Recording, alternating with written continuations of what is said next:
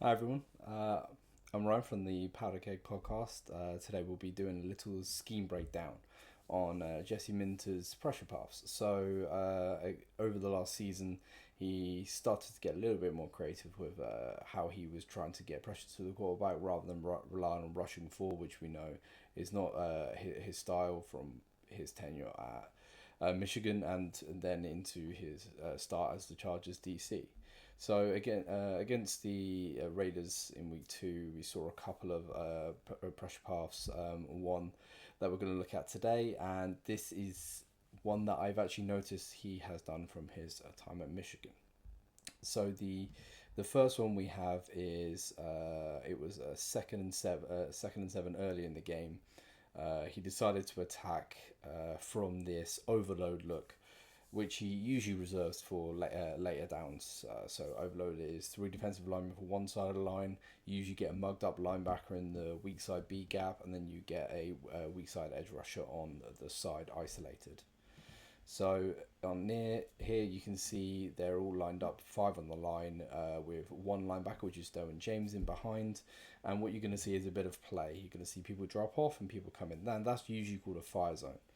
So fire zone is when you swap out off-ball players for on-ball players in terms of who's going to be attacking. Um, in this instance, you'll see Bud Dupree and Darren Henley drop off into coverage, and then you'll see Derwin, the off-ball player, come in and attack, making it a four-man rush, but making it really, really effective. So what we're going to do is we're going to look at where Jesse Minter sort of learned this from. So what he did is he did this at his times at Alabama. So I noticed, I remember this, I did this in my breakdown quite a while ago before he started as the Chargers DC when I did my last solo video actually, which is the end of second quarter. So Jesse Minster liked to roll these out at important times of the game. This was at the end of the second quarter, and you might notice it as being something quite familiar. So he will attack with a creeper pressure from the Mikey Stone who is now commanders off the right hand edge, and it is exactly the same pressure path.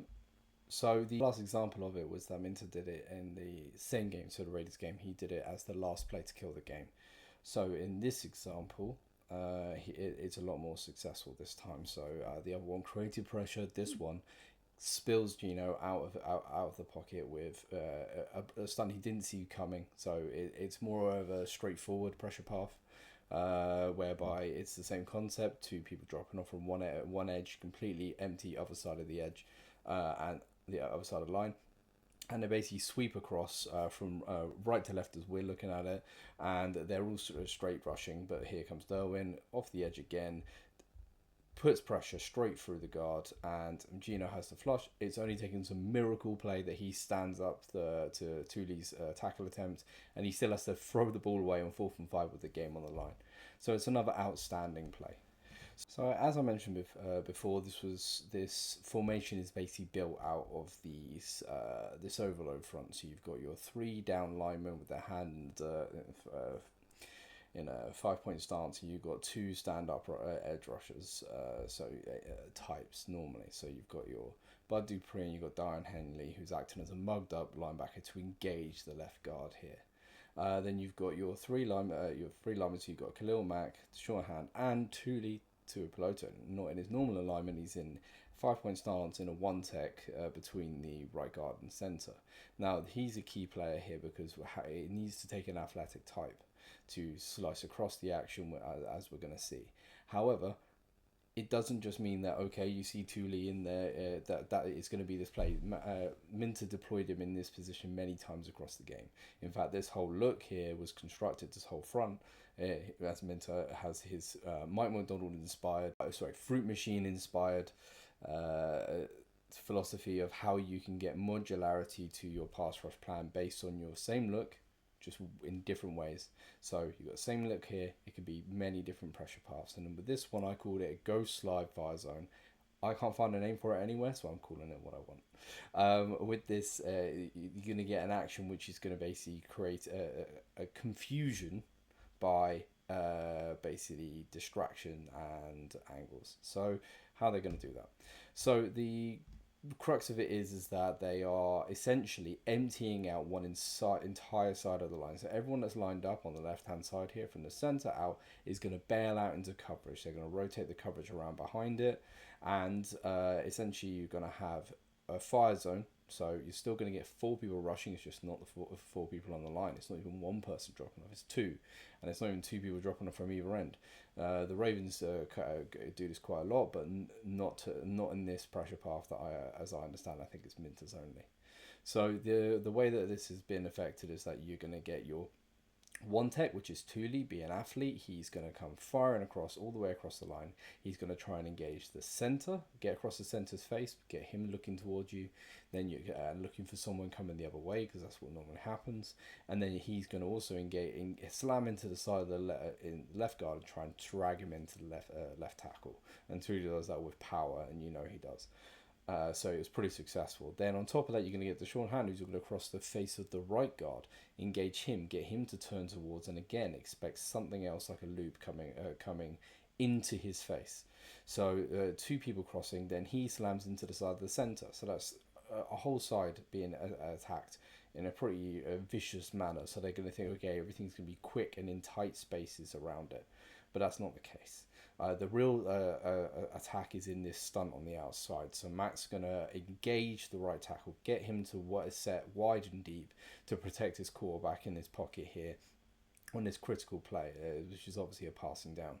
But instead, he's going to act here, stem hard outside, and then slam on the brakes and fly inside. At that time, the right tackle's going to be thinking, okay, I just have to go and meet him.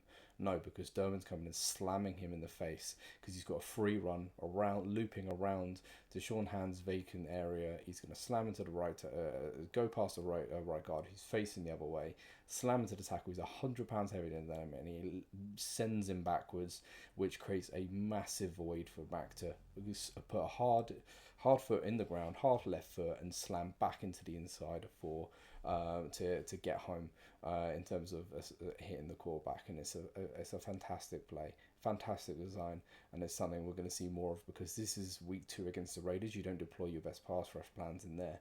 When I went back and watched this game again, I saw a third time that Minter pulled out this pass rush plan. But this time he sent 5 with Cam Hart attacking from the naked side of the Raiders' condensed 12 personnel look. This time, Caleb Murphy was lined up in the one tech, and Thule was isolated on the weak side.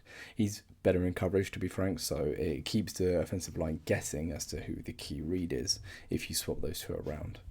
The concert works perfectly once again, getting to Gino, who does well to get the ball off just to his hot read just before Cam delivers a massive hit. This isn't just a one-off. We've seen this 3 times now. The ghost slide fire zone creates confusion, forces quick throws, and disrupts the offensive blocking schemes. Imagine the impact this could have, building momentum on quick key downs and building confidence for the defense, knowing that without Khalil Mack, they can pass rush with good effect. Opposing offensive coordinators will be burning the midnight oil just to try and counter this. To be honest, there's no right answer. If you slide to the strong side, roping up the weak side to apex pressures, especially with Derwin on the field, Minter likes to run those as simple pressures on third down. And if you go to 5-0 or fan protection, you'll be exposed to off-ball players up the middle, like with Cam Hart here. So they will need some obvious keys to know it's coming and account for it. To do that, you need film, and by the time they've even got to that point where they're prepared and ready, and that's only effective offensive lines are able to account for things like this. By the time they've done that, Minter will have prepared a smart counterpunch already, if he doesn't already have one in place. If Minter can continue to deploy this effectively, it could be a game changer, setting a tone for the defense on late downs and potentially propelling them deep into the postseason, as these are the type of plays that win you games when it gets cold. So, Bold fan, keep an eye on this one because it is a beauty.